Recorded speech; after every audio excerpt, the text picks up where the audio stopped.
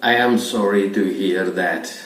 പ്രിയമുള്ളവരെ, ഇവിടെ എന്താണ് നമ്മൾ ഉപയോഗിച്ചിരിക്കുന്നത്, അല്ലെങ്കിൽ ഏത് സമയത്താണ് ഇത് പറയേണ്ടത്? I am sorry to hear that. പ്രിയമുള്ളവരെ, നമ്മളെ എതിർവശത്തുള്ള ആരെങ്കിലും എന്തെങ്കിലും നഷ്ടം സംഭവിക്കുക, അല്ലെങ്കിൽ എന്തെങ്കിലും ഒരു വിഷമകരമായ ഒരു സംഭവം അദ്ദേഹത്തിന് ഉണ്ടായിക്കഴിഞ്ഞാൽ നമ്മൾ അങ്ങോട്ട് പറയാണ് I am sorry to hear that. അതായത് അത് കേട്ടതിൽ, ഈ വിവരം കേട്ടതിൽ ഞാൻ നിങ്ങളുടെ ക്ഷമ ചോദിക്കുന്നു. എന്തിനാണ് നമ്മൾ ക്ഷമ പറയേണ്ട ആവശ്യം? ഐ ആം സോറി എന്ന് പറയേണ്ട ആവശ്യം എന്താ? നമ്മൾ എന്തെങ്കിലും തെറ്റ് ചെയ്തോ? അവർക്ക് അവരെ മിസ്റ്റേക്ക് പറ്റി, അല്ലെങ്കിൽ അവരെ ഇപ്പൊ ഒരു ഉദാഹരണം പറയാ വെച്ചാൽ അവരെ കാറ് ചെറുങ്ങനെ ആക്സിഡന്റ് ആയിട്ട് പൊട്ടിപ്പൊളിഞ്ഞു, അപ്പൊ അതൊരു ഇടങ്ങാറല്ലേ? അപ്പൊ അതിന് നമ്മൾ എന്തിനാ സോറി പറയേണ്ടത്? നമ്മളായിട്ട് ഒരു തെറ്റുമില്ല. പക്ഷേ ഇംഗ്ലീഷുകാർ ഉപയോഗിക്കുന്ന ഒരു ശൈലിയാണ്, എന്തെങ്കിലും ഒരു വിഷമകരമായ പറഞ്ഞു കഴിഞ്ഞാൽ നമ്മൾ അങ്ങോട്ട് പറയേണ്ടത് I am sorry, I am sorry to hear that, I am sorry to hear that. ഇത് കേട്ടതിൽ ഞാൻ ക്ഷമ ചോദിക്കുന്നു. I am sorry to hear that. അത് പറയുകയാണ് ചെയ്യുന്നത്. അതാണ് അതിന്റെ ഒരു ശൈലി അവരുപയോഗിക്കുന്നത്. അവരുപയോഗിക്കുന്നത് കൊണ്ട് തന്നെ നമ്മളും അതുപോലെ ഉപയോഗിക്കുകയാണ് ചെയ്യുന്നത്.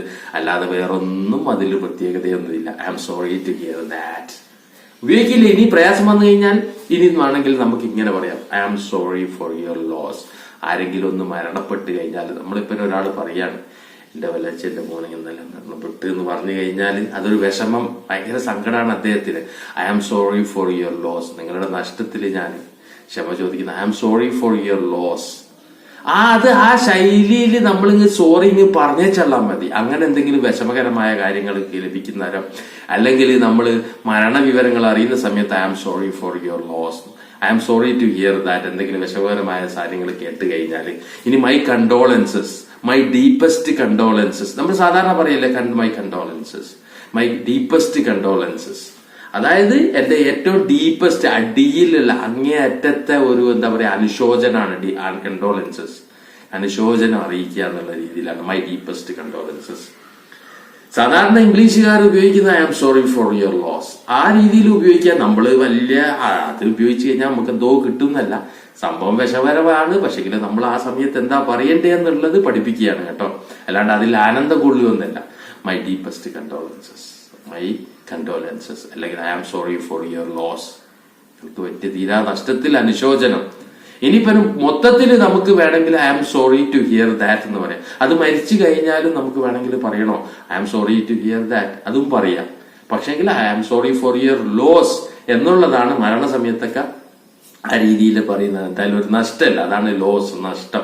I am sorry for your loss എന്നാണ് മരിച്ചു കഴിഞ്ഞാൽ പറയുന്നത്. അല്ലെങ്കിൽ മൊത്തത്തിൽ നമ്മൾ ഒറ്റ പഠിക്കാന്നുണ്ടെങ്കിൽ I am sorry to hear that. അതിങ്ങ് പഠിച്ചു കഴിഞ്ഞാൽ എല്ലാ സ്ഥലത്തും ഉപയോഗിക്കാം, ഒരു പ്രയാസവും ഇല്ല കേട്ടോ. അപ്പൊ അത് മനസ്സിലായില്ലേ? ഓക്കെ. അതുപോലെ നിത്യജീവിതത്തിലുള്ള കടന്നു വരുന്ന പല പല വാക്കുകളാണ്. ഒരു ലൈക്ക് അടിച്ചേക്ക് കേട്ടോ, ഇപ്പം തന്നെ ഒരു ലൈക്ക് അടിക്ക്. ഓക്കെ. വീഡിയോ ലാസ്റ്റ് ഇഷ്ടപ്പെട്ടു കഴിഞ്ഞാൽ ഷെയർ ചെയ്യ്. ഓക്കെ. അതെല്ലാം പ്രത്യേകം പറയേണ്ട ആവശ്യമില്ലല്ലോ. വീഡിയോ ആദ്യമായിട്ട് കാണുന്നതാണെങ്കിൽ സബ്സ്ക്രൈബ് ചെയ്യ്. ഓക്കെ. അത് വീണ്ടും പറയുന്നില്ല. അടുത്തതിലേക്ക് പോവുകയാണ്. നമ്മളിപ്പോ ഒരാളിപ്പം നമ്മളോട് സംസാരിക്കുന്ന സമയത്ത് നമുക്കത് പെട്ടെന്ന് കേട്ടില്ല. അപ്പൊ നമ്മളെന്താ അവരോട് പറയേണ്ടത്? എന്താണ്? Sorry I can't hear you. അതാണ് ഇംഗ്ലീഷുകാർ ഉപയോഗിച്ച ആ sentence. I can't hear you. എനിക്ക് കേട്ടില്ല എന്നുള്ള, എനിക്ക് കേൾക്കാൻ കഴിയുന്നില്ല. ഞാൻ കേട്ടില്ല എന്ന് പറയുന്നതിന് I can't hear. Sorry I can't hear you. അന്നേരം ഒന്നുകൂടി റിപ്പീറ്റ് ചെയ്ത് പറയണം. കാരണം വെച്ചാൽ നമ്മളത് കേട്ടില്ലല്ലോ. അപ്പൊ നമ്മളത് കേട്ടില്ലെങ്കിൽ അവരോട് പറയാ, അതായത് സോറി ഞാൻ കേട്ടില്ല എന്ന് പറയുന്നതിന് എങ്ങനെ പറയാ? Sorry I can't hear you, I can't hear you. അത്തരത്തിലുള്ള പുതിയ സെന്റൻസുകളൊക്കെ പഠിച്ചു വരണേ. അത് ഉപയോഗിക്കാൻ മറന്നു പോകുന്നത് കേട്ടോ. Sorry I can't hear you. അതുപോലെ അങ്ങ് പറയണം. അതാണ് അവരെന്താണ് പറഞ്ഞത്, ഇംഗ്ലീഷുകാരെന്താ പറഞ്ഞത്, അതുപോലെ നമ്മളിങ്ങ് പറയാം. അല്ലാണ്ട് നമ്മൾ ട്രാൻസ്ലേഷനിൽ ഞാൻ കേട്ടില്ല, അപ്പൊ ട്രാൻസ്ലേഷനിൽ ഇതാ വരുന്നത്, അത് അതുപോലെ പഠിക്കാനല്ല നമ്മൾ ശ്രമിക്കേണ്ടത്. മറിച്ച് ഇംഗ്ലീഷുകാരെന്താണ് പറഞ്ഞിട്ടുള്ളത്, ചില ഗ്രാമർ മിസ്റ്റേക്ക് ആയിട്ട് അവർ പറഞ്ഞു കഴിഞ്ഞാൽ നമ്മളും ഗ്രാമർ മിസ്റ്റേക്ക് ആയിട്ട് തന്നെ പറയാൻ വേണ്ടിയിട്ട് ശ്രമിക്കണം. അവിടെയാണ് നമ്മൾ വിജയം. അല്ലാണ്ട് നമ്മൾ വെറുതെ മലയാളികളോ അല്ലെങ്കിൽ നമ്മൾ വലിയ ഏതോ ഇംഗ്ലീഷ് പ്രൊഫസറാണ്, ഓ പറഞ്ഞത് തെറ്റാണ്, ഇംഗ്ലീഷുകാരനാണ് പറഞ്ഞിരിക്കുന്നത്, അത് തെറ്റാണ്, ഗ്രാമർ തെറ്റാണെന്ന് പറഞ്ഞു കഴിഞ്ഞാൽ അടി കൊടുക്കേണ്ടി വരും. അങ്ങനത്തെ പറയുന്നവരോട് ഓടാ നീ എന്റെ പണി നോക്ക് എന്ന് പറയേണ്ടി വരും. ഞാനാന്നെ പറയും. ഇംഗ്ലീഷുകാരൻ എന്താ പറഞ്ഞ ഗ്രാമർ മിസ്റ്റേക്ക് ആണെന്നുണ്ടെങ്കിൽ ആ ഇംഗ്ലീഷുകാരൻ പറഞ്ഞ പോലെ ഇംഗ്ലീഷ് പറഞ്ഞ് ശീലിക്കാൻ വേണ്ടി ഞാൻ ശ്രമിക്കും. അതാണ് ബുദ്ധിയുള്ള മനുഷ്യന്മാർ ചെയ്യേണ്ടത്. അപ്പൊ അത് ചെയ്യാൻ വേണ്ടി sorry I can hear you, sorry I can hear you. Okay, അത് മനസ്സിലായില്ലേ? ഇനി അടുത്ത് ഇനിയിപ്പോ നമ്മളിപ്പോ പറഞ്ഞത് നമുക്ക് ശരിക്കായിട്ട് ഗ്രഹിച്ചില്ല. ഒരാളിപ്പോ ഒരു കാര്യം വെച്ചാൽ നമ്മൾ പറയുന്നില്ലേ, what you mean, what you mean, എന്താണ് നിങ്ങൾ ഉദ്ദേശിച്ചത്, എനിക്ക് ശരിക്കും മനസ്സിലാക്കിയില്ല, what you mean. I mean, അതിനുള്ള മറുപടിയാണ്. ഒരാളിപ്പോ നമ്മളോട് ചോദിച്ചു കഴിഞ്ഞാൽ I mean baby we should ask Har first. അതാണ് ഞാനൊരു ഉദാഹരണം എഴുതിയെന്നുള്ളൂ. പല പല കാര്യങ്ങൾ പറയും.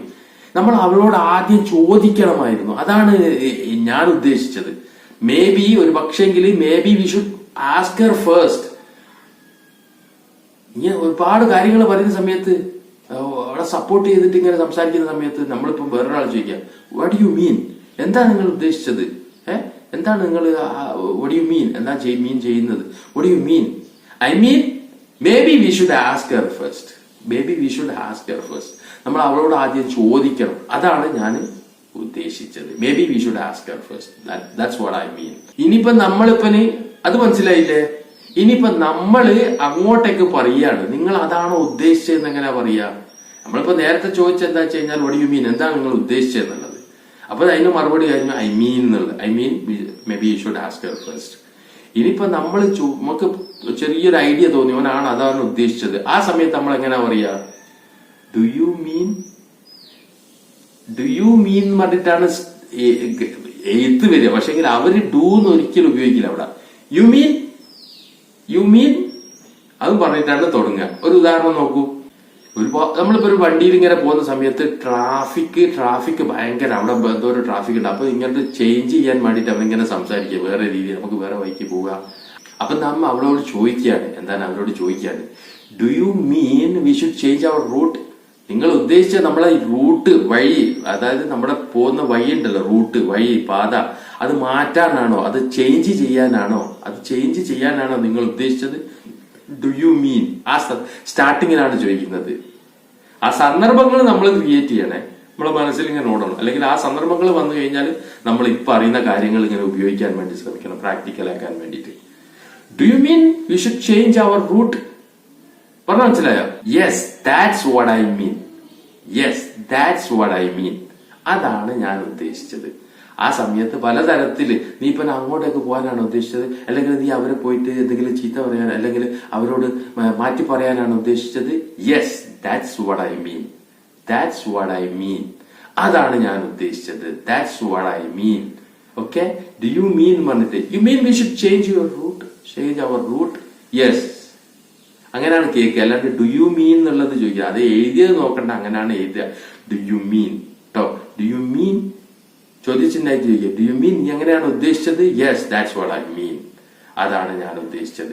ഇനി നമുക്ക് വേണമെങ്കിൽ ഇതൊക്കെ നമ്മളെ പ്രാക്ടിക്കലായിട്ട് വരാൻ വേണ്ടിയിട്ട് എന്തെങ്കിലും നമുക്ക് വേണമെങ്കിൽ ഒരു കടപ്പുറമൊക്കെ കുറച്ചു നേരം വെറുതെ പോയിരിക്കാം, അല്ലെങ്കിൽ ബസ്സിലൊക്കെ ഫ്രീ ആയിട്ട് യാത്ര ചെയ്യുന്ന സമയത്ത് നമ്മളിങ്ങനെ ഈ പറഞ്ഞ കാര്യങ്ങളൊക്കെ ഓരോരോ സന്ദർഭങ്ങൾ ക്രിയേറ്റ് ചെയ്യും. ഇപ്പോൾ ഉദാഹരണത്തിന് കണ്ടക്ടർ വന്നിട്ട് നമ്മളോട് ഇങ്ങനെ സംസാരിക്കുന്നത്, എന്തെങ്കിലും ചോദിച്ചു കഴിഞ്ഞാൽ നമ്മൾ എന്താണ് മറുപടി പറയുക, അങ്ങനെയൊക്കെ ഇംഗ്ലീഷ് കുറെ ഇങ്ങനെ പറഞ്ഞു കഴിഞ്ഞാൽ നമ്മുടെ നാവിൻ തുപ്പത്ത് ഓട്ടോമാറ്റിക്കായിട്ട് കാര്യങ്ങളൊക്കെ സംസാരിച്ചു വരും.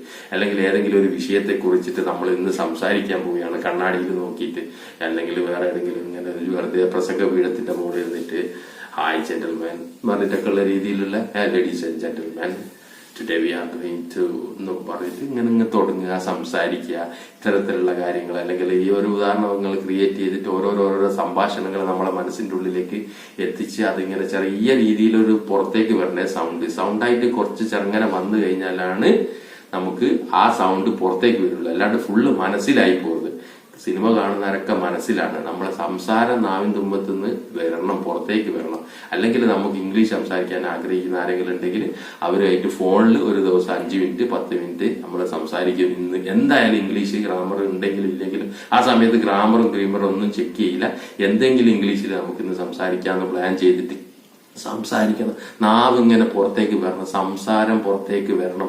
എന്നാലാണ് നമുക്ക് ഇംഗ്ലീഷ് പുറത്തേക്ക് വരികയുള്ളൂ എന്ന് പ്രത്യേകം ഓർമ്മപ്പെടുത്തിക്കൊണ്ട് ഇന്നത്തെ വീഡിയോ ഏതായാലും നിർത്തിയാണ്. ഇൻഷാ അല്ലാഹ് പുതിയ വീഡിയോ ആയിട്ട് വരാം. ഓക്കെ, നന്ദി.